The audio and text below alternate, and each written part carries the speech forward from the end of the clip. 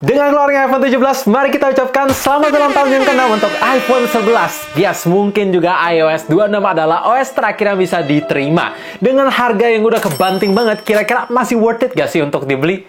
Oke, kalau yang ini, mari gue ceritain dari awal sampai akhir, biar kalian bisa dapet jawabannya. So, welcome back to the Daily Channel. Nama gue Greg, let's check it out.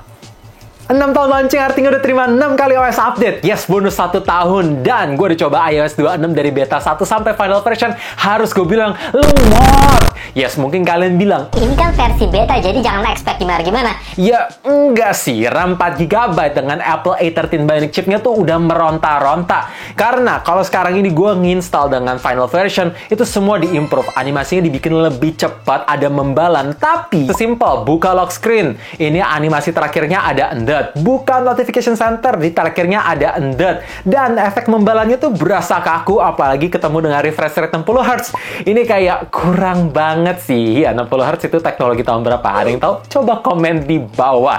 Dan Apple pun sadar kalau ini iPhone jompo, jadi fitur-fitur iOS 26 nggak semuanya kebagian. Contoh, kayak 3D wallpaper nggak kebagian. Apple Intelligence ya udah pasti nggak ada. Dan untuk message atau iMessage background juga nggak bisa diterima. Tapi kalau misalkan kalian cuma pengen sekedar nyobain liquid glass di iPhone yang paling murah, ya ini yang pilihan alternatif terbaik sih. Tapi jangan expect performanya yang mulus-mulus gimana loh. Makin diisi datanya, ya makin berasa lemot. Untuk performa seperti yang gue bilang tadi, animasinya mulai ngos-ngosan dan agak lemot. Tapi kalau misalkan kalian orangnya sabar nih, belum pernah coba 90Hz ke atas, dan pengen nyobain iPhone dengan liquid design, rasanya ya silakan aja. Karena kebanyakan apps itu pasti masih support untuk beberapa tahun ke depan, walaupun iOS-nya mentok di 26.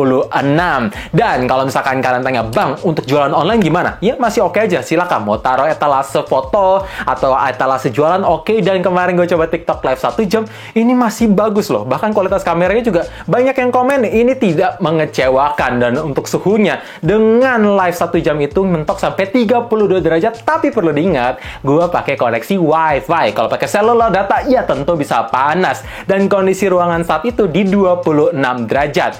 Oke, kalau misalkan kalian tanya, Bang, untuk baterai gimana? Nanti akan gue bahas setelah ini. Dan untuk performa gaming, kalau misalkan mau main Genshin Impact, ya bisa-bisa aja loh 60 fps. Tapi ingat, durasinya jangan lama-lama, karena ini mesin jompo, ya berasa ngos-ngosan sih. Kecuali kalau misalkan kalian modalin fan cooling, ini bakalan bisa lebih oke dan lebih stabil.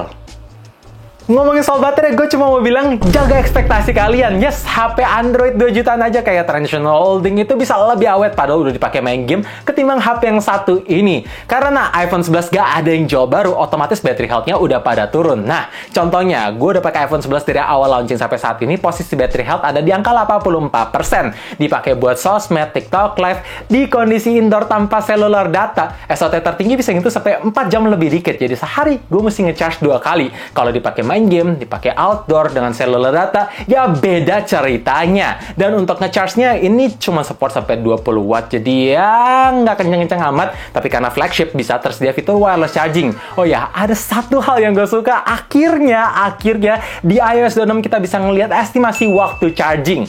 Nggak 100% akurat, tapi lumayan buat ngasih gambaran. Jadi fans Android jangan ketawa loh ya, ini sesuatu yang baru buat iOS. FYI, gue juga suka sistem information baterainya. Kalau misalkan ada yang pemakaian di luar Nurul, bisa langsung dikasih tahu. Jadi kalau misalkan user awam bingung kenapa HP mereka cepat habis, ya bisa dikasih tahu. Nice banget. Ini fitur iOS 26. Satu-satunya hal yang bisa gue banggain di iPhone 11 setelah 6 tahun launching itu ada di bagian kamera. Yes, setupnya bukan yang paling mewah. Gak ada lensa tele, gak ada lensa periskop, bahkan untuk networknya nggak bisa jalan di lensa ultrawide. Tapi kamera utamanya itu sangat kepake dan sangat berguna. Hasil foto-fotonya di kondisi daylight dari segi komposisinya bagus. Emang highlightnya bukan yang paling bagus, tapi shadow yang ditangkap, warna yang ditangkap, dynamic range yang dikasih itu selalu on point, selalu bagus. Bahkan sampai low lightnya pun emang sih mode biasanya itu noise grain berasa, bahkan masih ada juga yang namanya flare. Tapi ketika dinyalain fitur night mode, komposisi warnanya itu jadi kelihatan lebih bagus, kelihatan lebih cerah, walaupun ya detailnya juga kurang tajam. Tapi ini oke banget. Bahkan untuk kualitas videonya bisa support 4K 60 fps di depan belakang dan kualitasnya stabil, minim jitter. Kalau mau dipakai bikin konten pun juga gas-gas aja. Bahkan dipakai TikTok Live tadi seperti yang gue bilang, gue tanya ke orang-orang yang ikut, itu masih bagus-bagus aja loh. Instastory Direct juga masih oke seperti yang bisa kalian lihat. Oh ya, jangan bingung sama tampilan kameranya yang bagus, karena ini fitur iOS 26 lagi. Yes, tampilannya lebih simple, lebih gampang kemana-mananya, dan lebih besar. Kenapa nggak dari dulu aja sih? Walaupun ya, ada satu hal yang harus gue kasih tahu ke kalian. Kalau misalkan sering-sering record video buat konten, storage 64GB, ya agak nyekek sih. Minimal 128GB, karena nggd ada slot microSD. Mau pakai iCloud ya bulan bayar, dan kalau misalkan mau narik lagi, perlu koneksi internet. Jadi ya, 128GB udah paling ideal sih. Kesimpulannya menurut gue, kalau misalkan kalian mau beli iPhone 11 di tahun 2025, lupakan. Yes, ini nyekek banget dari segi storage, baterainya boros, layar 60Hz-nya udah kurang optimal, performanya ini empot-empotan, apalagi udah diupdate ke iOS 26. Satu-satunya bisa dibanggain ya kualitas foto dan videonya aja. Oh ya, paling logo Apple kegigit, dan iOS 26 termurah yang bisa kalian nikmatin. Tapi menurut gue, iPhone yang paling optimal itu seri 13 sih. Itu udah aman banget. Nah, kalau misalkan kalian udah pakai iPhone 11 dari awal launching, coba share suka dukanya di bawah, terutama yang udah update ke iOS 26, karena gue pengen tahu juga. So, gue berharap dengan ada video ini kalian terbantu. Mungkin setelah ini gue akan update ke iPhone 17 biasa atau iPhone Air. Kita lihat nanti. Thank you for watching, and as always, stay safe, stay healthy, stay updated with up to date. Thank you guys.